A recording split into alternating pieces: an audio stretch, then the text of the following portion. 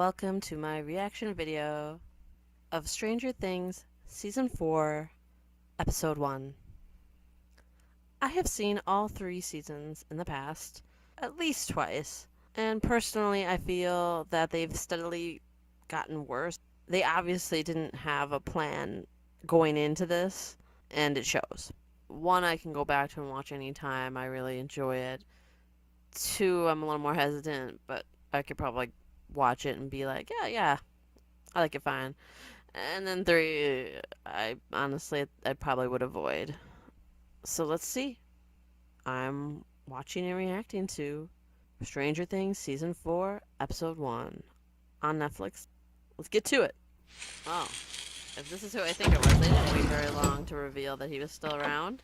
To let you guys know, I don't watch trailers for these shows, and in general, I don't often watch trailers unless I'm sitting in a movie theater and they happen to be playing, because I like to avoid spoilers. I like to just have only the slightest idea what something's about. So with this season, I do not know what it's about.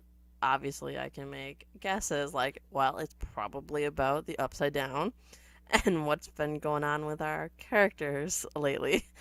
So that's all I know. I don't watch trailers. I don't read articles. Going in, having no idea. All right. Oh god. What year did the first season take place in?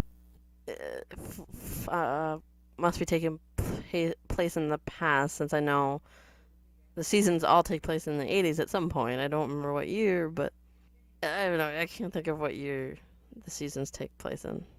But all I know is it's in the 80s, so this has to be in the past. So this is Brenner in the past. He may not be alive. Wow, I still think this guy's totally alive, even though this is a flashback. It's supposed to be a dog. It looks like a cow. It does. That's how I would draw. I'm terrible at it. Yes, everyone, I do not have drawing skills. In fact, I can barely write without making it look terrible. I don't know what happened in my life, but somehow, even though I remember being a kid and trying to practice to be better at writing, my writing has never improved.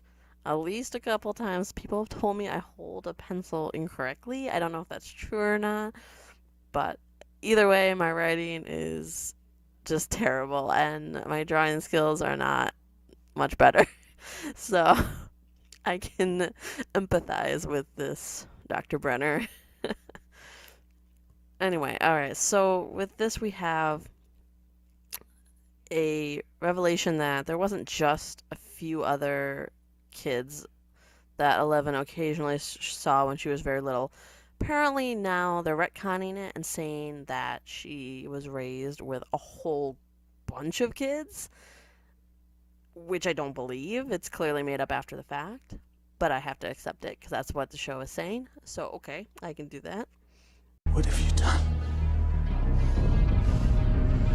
Come on, I don't believe this happened. What happens is there's, a horrible incident, people die in the lab, and now it just shows, 11 turn around and all bloodied, but I think the show is trying to make us think it's her, but I don't think it's her.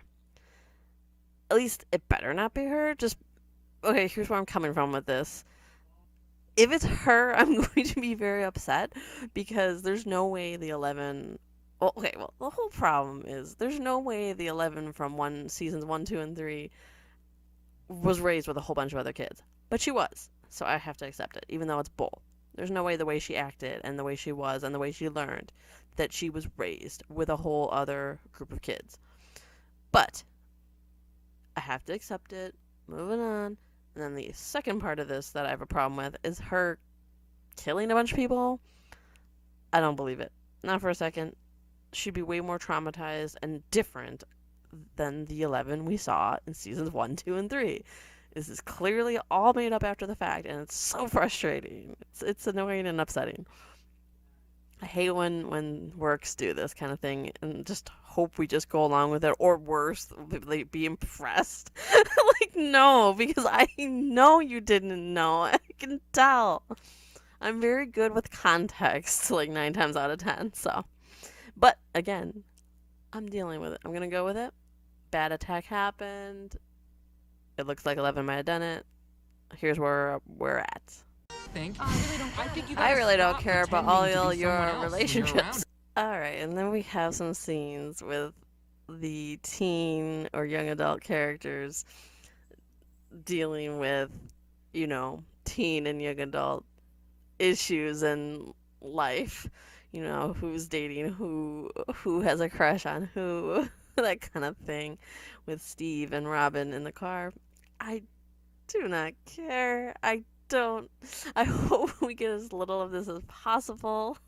I accept that this is the kind of thing they would care about and this would be their day to day, so it's fine to show it and there are funny moments so I can enjoy it and I like these people. So again, I can deal. I have no problem with it. Just I don't want there to be too much of it, okay? Because it's still just teen crap. I mean, maybe kids watching this enjoy it. I don't know. You know who pauses Fast Times at 53 minutes 5 seconds? I have no idea what you're saying. People who like boobies. Oh, okay. Robin. Okay. And then we get the 80s references, which sometimes, often, I don't understand since I was not alive in the 80s. But I still, because it's close enough to the 90s when I grew up that it's very nostalgic. Or just even, I don't know what it is. Maybe not even nostalgia, just, well, some of it's obviously nostalgia for things that used to be and are no longer. But some of it's, things obvious. Some of it are things I never knew or had or experienced, but yet it's like it's a charm. Yeah, I think that's what it is. I think that's what gets people with this show in particular is that 80s vibe is just very charming, And that's why for me the small town aspect of the first couple seasons worked a lot better than when they tried to expand. So I hope we get. Who are we kidding? This is going to be a typical raise the stakes kind of deal. It's never going to go back to what it was when it was at its best. Disappointing, but I have high hopes. I'm looking for the good. Let's check it out. I'm not saying that my girlfriend is better than yours. It's just that Susie's like a certified genius. You do realize Elle saved the world twice, right? Ah, yes. Now we have come to a question of vital importance. Whose girlfriend is better? Is Mike Wheeler's girlfriend, 11 or Elle, better than Dustin's girlfriend, Susie?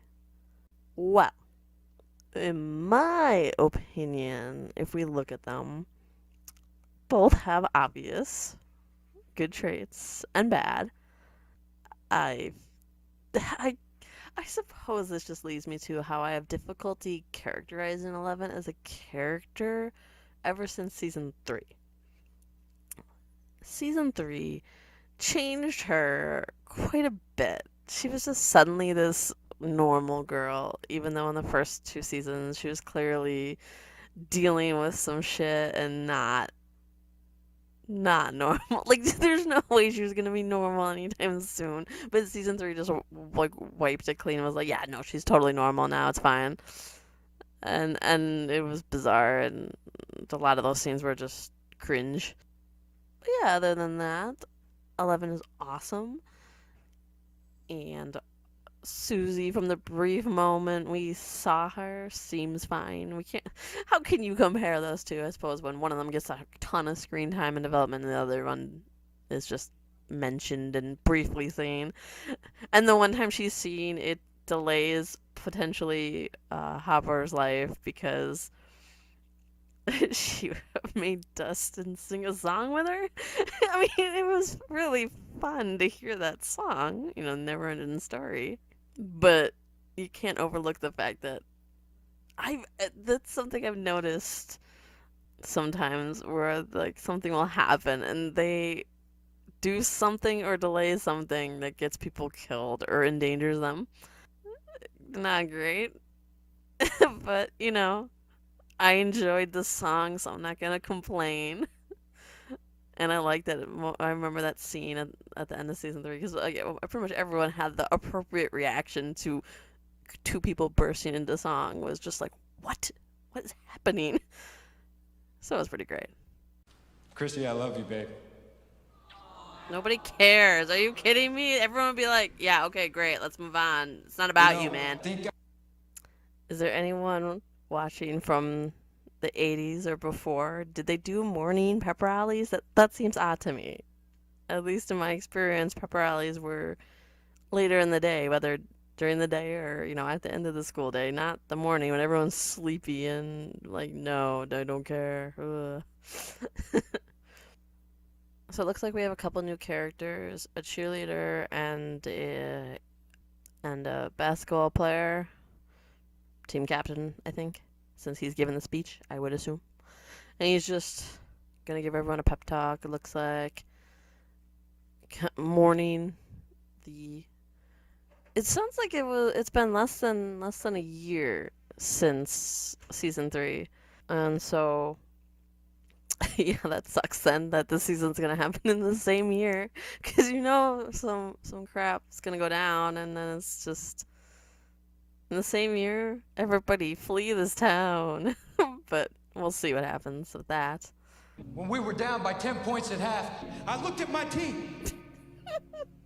Oh boy, this guy is going to take basketball and try to be like, yeah, we need to win a basketball game because people are dead. Oh, so the excuse they came up with appears to be there was a fire at the mall and people died, like Billy, who is was Max's brother, or stepbrother technically, but and I assume the missing townspeople they claim died in a fire somehow. I don't really get how the government keeps making them excuses and getting away with it, but they do. No, we gotta win this game for the dead! Doesn't matter that they're dead, there's basketball! Yep, he pepped everyone up by saying, the people are dead, we need to win basketball. Yay. Okay, so basketball. Oh, so Lucas is on the basketball team now.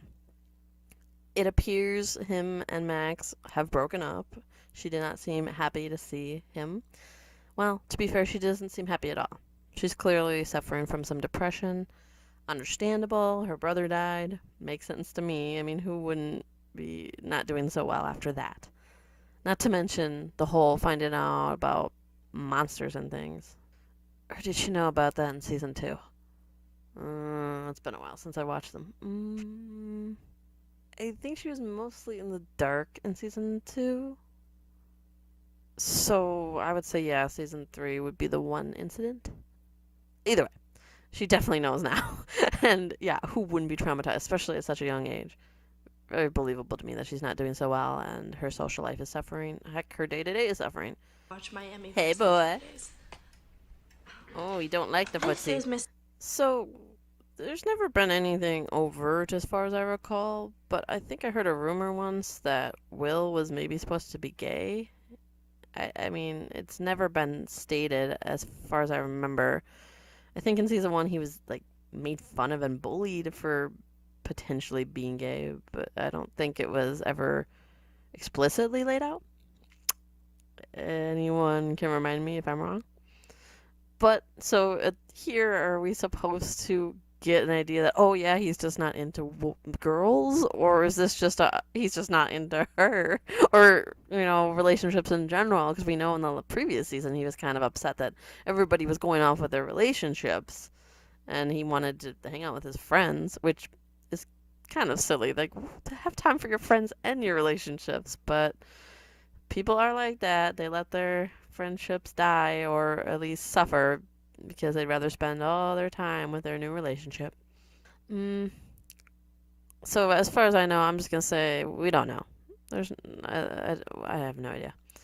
And this could just be I just don't like you, or in particular, or I'm not looking for a girlfriend right now kind of thing. Either way, he didn't like the footsie. Nightmares? Who wouldn't have nightmares? Well, speaking of Max not doing so well, all right, so she has seen the school counselor. It looks like that cheerleader is as well, so she must be sad about something too, or I mean I don't know. There's many reasons you could see a counselor. Um, yeah. So she discusses with the school counselor about how her stepbrother Billy is dead, and his dad left because of it, I guess. And so now her mom's working 2 jobs. She's barely around. She's obviously depressed too, drinking and stressed and probably unhappy. And so now Max is also suffering depression. Whether from, well, let's face it, probably from a combination of all of these things. But even if it was just the mall situation alone, watching Billy get murdered by this huge monster, that'd be extremely traumatizing. Even if you don't like somebody, that's still effed up. You're not even here anymore. Don't you want to be popular like me? Do you want to be a cheerleader? The band? Max. But I do appreciate him reaching out. Yeah, so Lucas is on the basketball team. He's got a game coming up that's important, and he's broken up with Max. So it looks like things are sort of going well for him, but on a shallow level. It seems like he cares about popularity this year. Everybody's in high school now. That's right. I didn't mention that. So they're at the school that's, slightly adjacent to the school they used to go to because it's a small town. So, I mean, it's probably not the hugest of changes, but it does seem like they're going to school with a lot more students, which is why we're going to be introduced to more characters. We've already been introduced to a couple of them. And so this gives us an interesting setting, more people to work with. Hopefully I'll like some of these new characters. Is this supposed to be the Hollywood version of, oh, she's pregnant? Are you deaf? I said go away! So are we gonna do a pregnancy storyline? Is that what's happening here? I mean, I shouldn't assume that just because someone's thrown up in a toilet, that means they're pregnant, but let's face it, that's one of those things where 9 times out of 10, if it's happening, is directly related to pregnancy if it's a woman. So, do we got ourselves a probably pregnant girl here? What's her name? I already don't remember. Did they say? They probably did. Oh boy. Well, anyway, I'm gonna call her probably pregnant girl till I can remember her name, or just because I want to. Obviously the look of the creature and the flickering lights makes you think upside down. Okay, so probably pregnant girl is either on some hard drugs and hallucinating hard, or I mean, with like I said, the flickering lights and the texture of the creature, it does look like upside down things, which means she's probably not hallucinating. But I can't recall how they could be getting out, because as far as I remember, the gate is closed at that mall. So unless, another gate got opened and we don't know about it yet, I don't see how, anything could be happening. I mean, it's very possible there's a gate and they just haven't shown us. I mean, that would make sense that we wouldn't know about it yet because our characters don't know about it yet. And maybe the show just doesn't want us to know, and that's acceptable. So right now, I have no idea what's going on with probably pregnant girl. She's tripping. He's not gonna be able to make it to Hellfire tonight. What a weird way I know to tell there's no way somebody we that. can beat. The title of the episode is the Hellfire Club, which, if I'm remembering correctly, is an X-Men reference.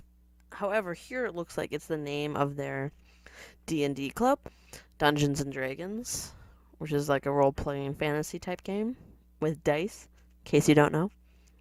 Knowing these guys, because they always call themselves like nerds and stuff, and back in the day, and even somewhat when I was growing up, those were the people seen as nerds, or just not popular, I guess, if you put it Lucas's way.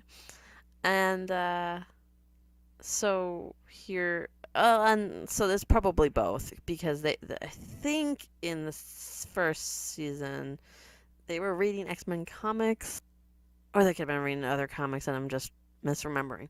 Either way, it does sound like this would be the group that would be into both X-Men comics or comic books in general and also D&D. So we have a whole group of new characters possibly here. We'll see. The cult of Vecna? I don't want to postpone it. We don't want to postpone it. Vecna? It's just that. I am actually in a D&D group right now that has Vecna as the big bad. So far, we've only been dealing with cult members of Vecna, and it seems like they're trying to bring him back from where he's been trapped for a long time. As far as I understand it, granted, there might be different versions in the game. I don't know, because I don't play that much. But as far as I understand, he's just a wannabe god who, has some powers, but really his power comes from trying to get people to follow him, I think. As far as I understand it, and it's just he has some power, but it's mostly just he's a wannabe. The question is, Sickle. who sent it? Whatever. And if it's Hopper, how did he manage to send it if he's supposedly locked up? Okay, so Joyce Byers. Yeah, that's her name, right? Okay, sorry. I'm struggling with names, remembering names a lot watching this. I'm sure by a few episodes in I'll have everyone's names down, maybe. Joyce received a package from Russia with a bunch of stamps on it. They have possibility that Jim is alive and sent it to her in Russia. I'm not really following the connection. Like, if wouldn't he be? I assumed. So at the end of season 3, he's standing where there's like electricity sparking everywhere and looks like he could easily die, and she has to hit the switch, which caused it to explode. I always assumed when we didn't see a body that he was alive. And then at the very end, there was a little teaser that said there was an American. It took place at a Russian prison, and they were like, no, not the American, and they went and fed some other poor sucker to a Demogorgon-type creature. I always assumed he was alive, and I'm assuming the show assumed you would assume that, because I heard that there was a trailer that showed Hopper, and the only reason why I heard about it is because everybody was talking about it and being like, oh, they spoiled Hopper's alive in the trailer, they're not even hiding it, and I'm like, well, maybe it's something that's not really meant to be hidden, especially with the reveal coming in episode 1 that he's potentially alive, which is fine. I didn't like the Russian stuff in the previous season, and if they're going to do more Russian stuff here, which it seems like I'm probably not going to like it here either unless it's brief. It's just the whole concept of them somehow having this huge headquarters beneath a mall in America it's just goofy. It's unbelievable. And having to go to Russia now. Blech. Nancy is the supposed love of your life. In fact, you're so I keep telling myself, this is just set up. We're going to get to the stuff at some point. I am really feeling the length of this episode. It just is dragging for me. I think the total runtime is 78 minutes. So I think, I'd have to look, but I'm pretty sure previous seasons, the episodes would be anywhere from like 40 minutes to 60 minutes. But this season is oddly divided into 2 parts. I say oddly because I'm pretty sure it just happened. I don't know because I did not look into this. This is just pure guessing on my part. But I'm guessing that it was not intentional and their long run times made it harder for them to reach their deadline. So they're like, oh yeah, it's 2 parts. Totally intended, but it wasn't, as far as I'm concerned. So the first part 1 is 7 episodes and part 2 is only 2 episodes, which is why it's so lopsided. It makes me think, yeah, not intentional. And so yes, this episode is 78 minutes. Pretty long. That's an hour 20. Yeah, I'm feeling it. It's a lot of table setting, which I'm fine with. It needs to happen. It should happen. We got to see them in their daily lives before we get to the thing, but oh boy, I wish it was something real would happen. Everything between us is Perfect. So are you guys breaking up Nancy. then? Jonathan and Nancy are still together apparently, although it sounds like they've since he moved with his family and she's still, stayed behind in Hoggins, they're not doing so well. Lying about it apparently to people they know. It looks like Nancy is working at a newspaper somewhere. I'm unclear where. Definitely well, I thought she already worked at the local paper, but this is another local paper. This one looked more like a student paper, but she's not going to college as far as I know. Or she's still in high school. Oh, no, right? Yeah, because the previous season she worked at a newspaper in town with Jonathan. So she can't be in high school, but I don't think she's in college. So where is she working? That there's another paper in this tiny town? There's two papers in this tiny town? I don't know. Alright, we're gonna go with it, and they're having relationship troubles, but lying about it, apparently. Family video! Yeah. E.T. Phone Home. I see it. I see your reference. I remember Family Video. We still had one in our town until maybe a few years ago now, I think. I think it actually died with COVID. So not long. We had it until, not being able to be open completely killed them. Although, if you look at the way other video stores are going, I think it was inevitable anyway. And might have just used the pandemic as an excuse to just finally pull the curtain, so to speak. But yeah, I liked going there. I admittedly did not go there very often anymore. I mean, as a kid, I went there more often. But I still liked every now and then, you wait a while and then you go and you get a whole bunch of movies, and it's fun to browse. Yeah, it's too bad that you don't see those so much anymore. A lot of the things that are gone are things I'm like, oh, I wish those were still around. But they're not. Technology, ain't it grand? Probably pregnant girl is probably gonna see some stuff again. I'm wondering on the focus with this probably pregnant girl chick. She keeps seeing things, or at least I suspect she's going to. And again, since you see it once, typically it kind of stalks you. As far as these things go, kind of like with Will in season 1, where the thing kept following him once it had him, and its sights or scents or whatever, however it tracked prey, since he wasn't bloody, but it still went after him. So I'm curious how these new characters are going to be coming into play, since they're clearly getting some focus. Seriously, what is the deal with probably pregnant girl? She's got to stop doing the drugs. I'll do a half ounce for a... I thought she was already on drugs. What do you say? Okay, so whatever is happening either disappears when other people show up, or other people can't see them. So it still kind of sounds like hallucinations or whatever, like in the bathroom. I'm not sure what the deal is with a grandfather clock. I mean, it's not really scary, but I guess if it's in a tree and it shouldn't be there, and nobody else can see it and it disappears, that would be scary, I suppose, or at least kind of like, oh no, I've either lost my mind or, I do too many drugs. But then she's buying drugs from this guy, so maybe she needs to be doing more drugs? How does this work? Very disappointing, Jane. I don't Let's think talk they would after do break. that. Just be like, you suck! We have had a couple scenes with Eleven in school. Does seem like school does not agree with her.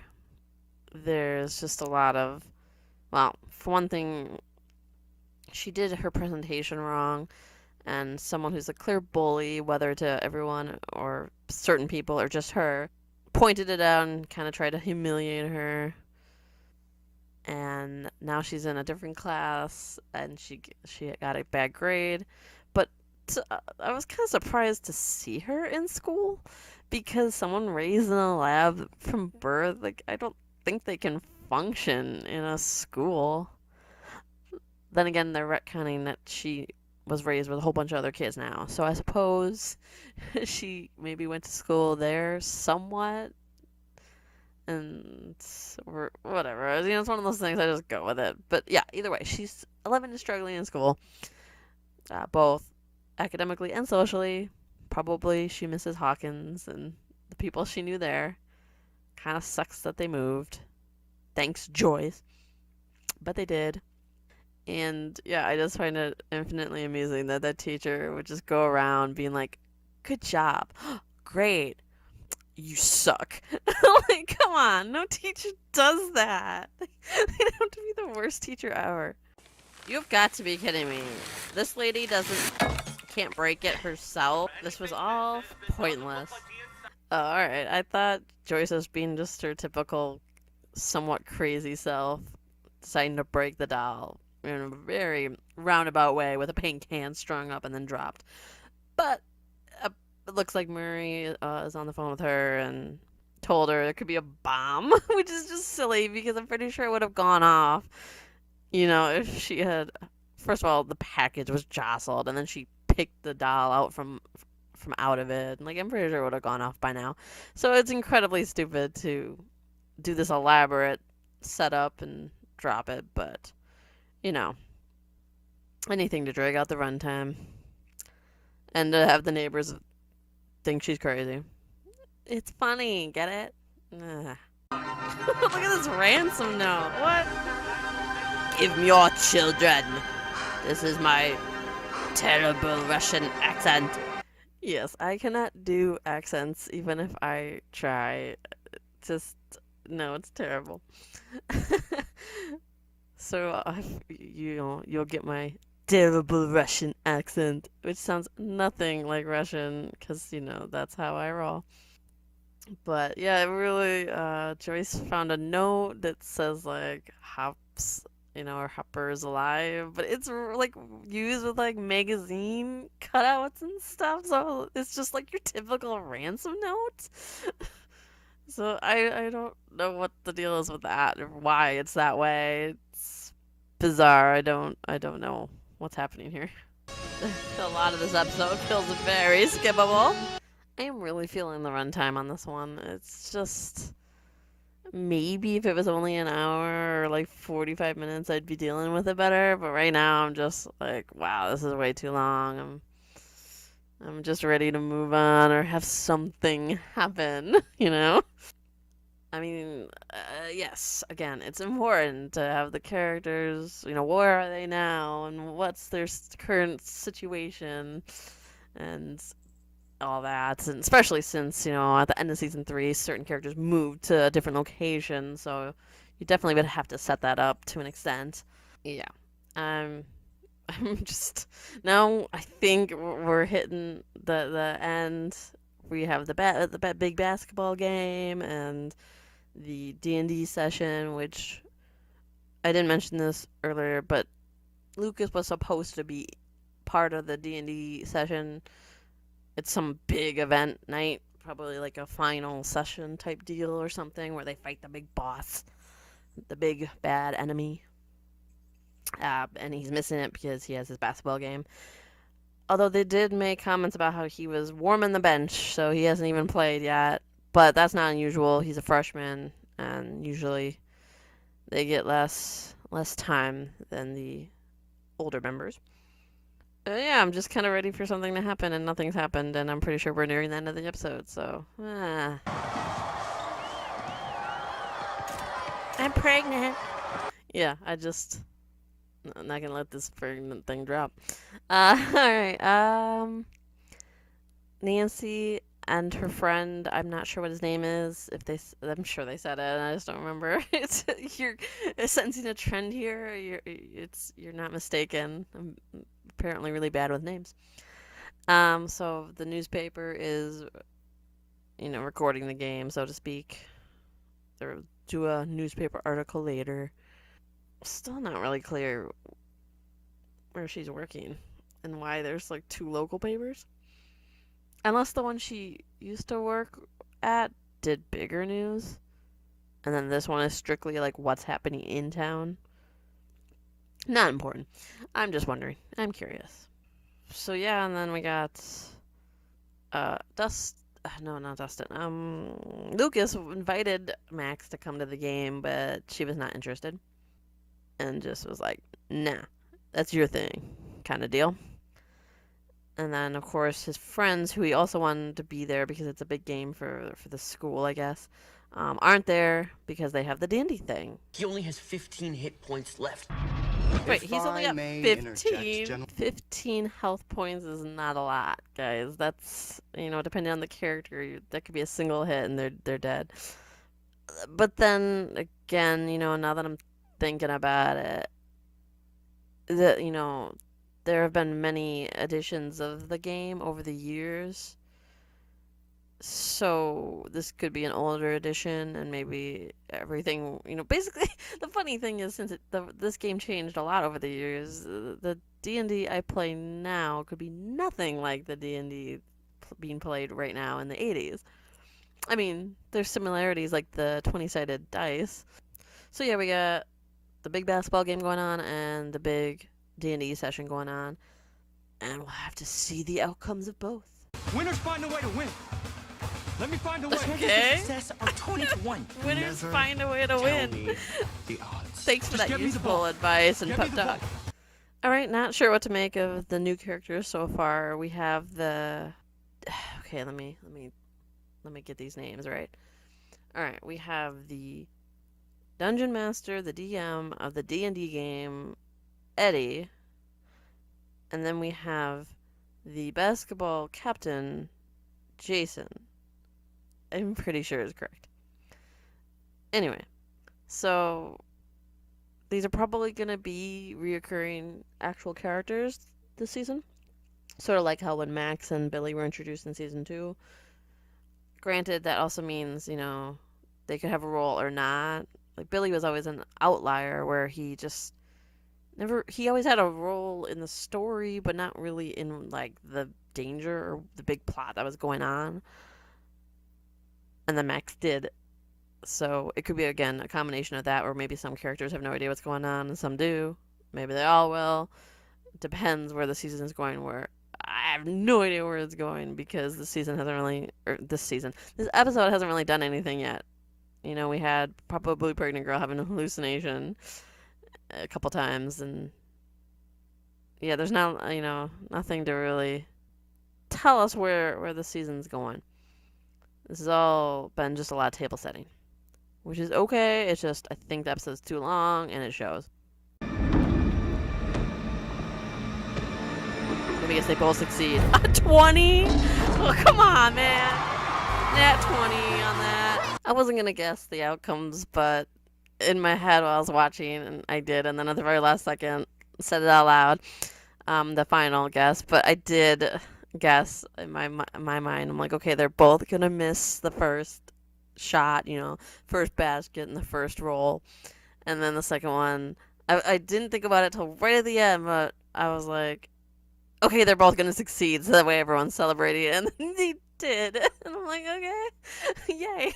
Predictions correct. Although, I mean, low-stakes stuff like this, as drawn out as the episode made it, it doesn't really matter. So I think it was probably intentionally easy to guess. They lose, and then they win. Yay, everybody's happy.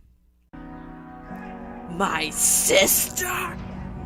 How could she betray me like this? We have Lucas's sister.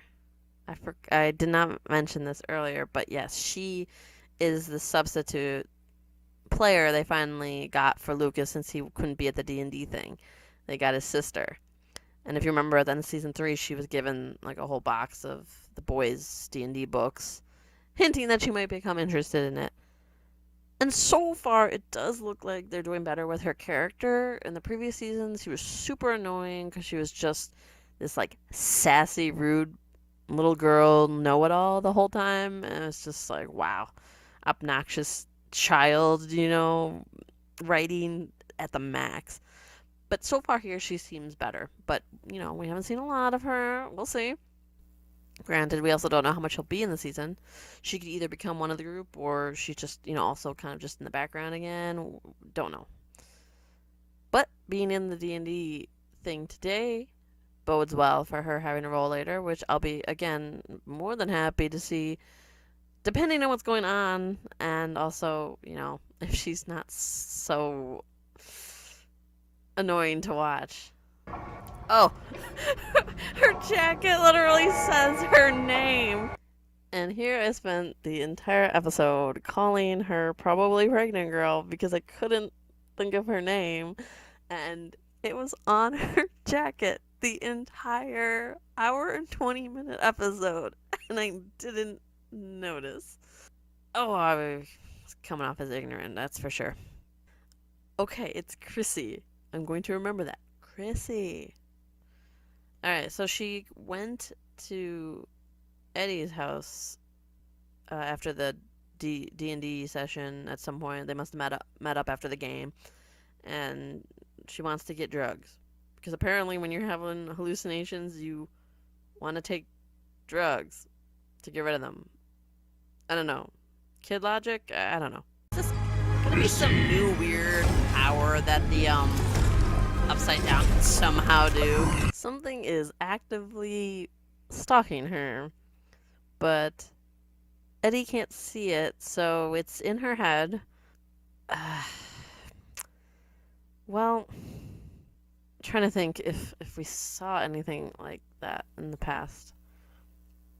I mean, this, I'm presuming, is an Upside Down thing, just because of the flickering lights and the, general texture of the creature's skin and stuff. But, I mean, as far as I understand it, the Upside Down was just, another dimension. And, there's no way to get into your... Okay, well, the Mind Flayer could, kind of get into Will's head, I think, in Season 2. But not... It's in, like, a weird way. In, like, an alien way. That'd be the best way to describe it. It was very inhuman, very... Like, it did not understand humans, for the most part. And all it really saw was another dimension other than its own. And it wanted it, for some reason, to conquer, to have more space. Who knows why. That's... As far as I understand, that's how you're supposed to interpret it. So I have no idea what's going on now, because as far as I understand, there shouldn't be anything that can, make you hallucinate. Unless there's, like, a creature hiding right outside. I don't know. Chrissy, you forgot your baby. What is this now? Like the Mind Flayer in humanoid form? Alright, Chrissy's in some kind of trance. And there's a creature that is human looking, and I mean, human looking, just humanoid, but looks very alien. I didn't think there were creatures like that in the Upside Down. They seem mostly like animals and such, with the Demogorgons and the Demodogs. But, I mean, we didn't see all of it either, so this could be from, like, another part of it, I guess. I don't know, it's weird, because I'm pretty sure it's supposed to be an upside down thing, but it doesn't feel like an upside down thing, so I'm mostly just super confused. But hey, this could all, reveal into something cool. Who knows? We'll see. This kind of sounds like Freddy. Alright, so things did not go well for Chrissy or Eddie, really. And that ended the episode. The creature sounds, honestly, I don't know. It just made me think of Freddy Krueger from the Nightmare on Elm Street movies, the voice. And then the ceiling thing also made me directly go, is this supposed to be a Krueger thing, or am I just, making up connections where there aren't?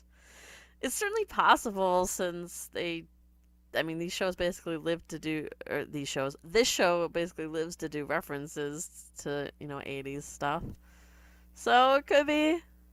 Can't really recall the years Nightmare on Elm Street existed, but I'm pretty sure that was the 80s. That was when all those Halloween and Friday the 13th and Nightmare on Elm Street came out, right? 80s? I don't know. I would have to look it up, and I don't want to. So that was the episode. I I didn't care for it. It was slow moving and not much happens, and I'll allow it.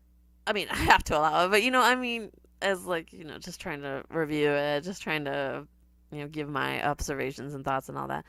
I will allow it because it's the first episode, and I already said, you have to allow them to be like, okay, here's where we are now with everybody, and the current situation with relationships. We did see a lot of that where Nancy and Jonathan's relationship is struggling. Mike and Eleven might be fine. We don't know because they've been long distance, and he's going to go visit her. Maybe we'll say that in the next episode. I don't know if you can consider Hopper and Joyce having a relationship since they were just gonna go on a date and then, he died, in quotes. I honestly don't really care for those two together at all. I just don't think Joyce is the greatest of people. But, if that's where the show goes, I'm not gonna be like, "How dare you?" It's fine. And just kind of like with Jonathan and Nancy, I don't really care for them together, but I also don't care either. I just find them to be a dull pair, so that's why I'm kind of meh about their relationship. I mean, in general, though, I have no stakes with anybody's relationship on this show, so I that's why I don't care. Like, if they're together or not, great. I like Steve, and I want him to be happy, so we hope I find someone. Of course, it'd be nice if Robin can get her crush, but who knows? I mean, that doesn't always work out. Dustin and Susie, since they live apart, it's just I don't care at all. Apparently, Susie's got hacker skills now. Now she's a hacker. Great. They always have to make some kid be a ridiculous genius, right? Is that everybody's relationships? Will is alone, like always, sadly.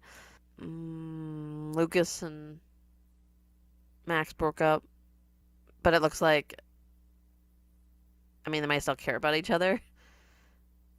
It just sounds like at the least, Max broke up with him probably because she's super depressed. Not doing so well, not handling what happened at the mall very well. Very understandable.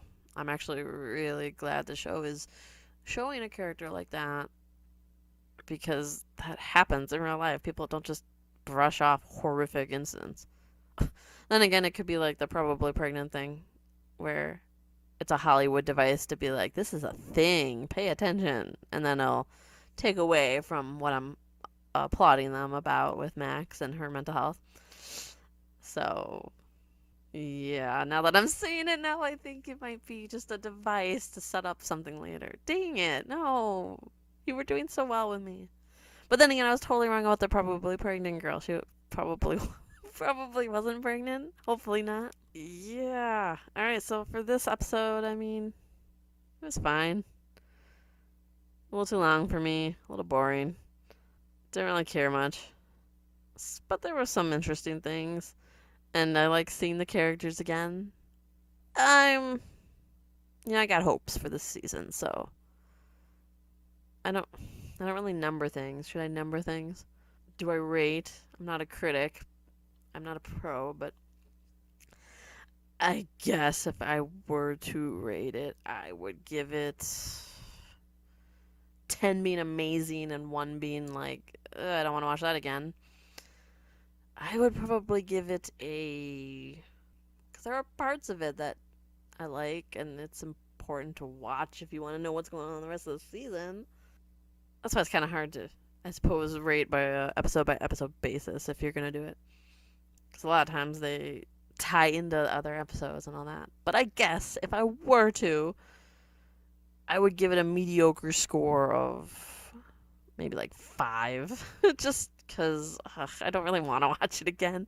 But I suppose if I ever watch the season again, I would have to because it, like I said, does the table setting. But I would give it a 5. It just dragged for me. Didn't care for it too much. I like seeing the cast back. But yeah, 5. 5 out of 10, people. For whatever that may be worth, which could be nothing at all. Okay, that was the first episode of Stranger Things Season 4, Part 1. It was an episode. Alright, come back for Episode 2. Thanks, and remember to stay entertained.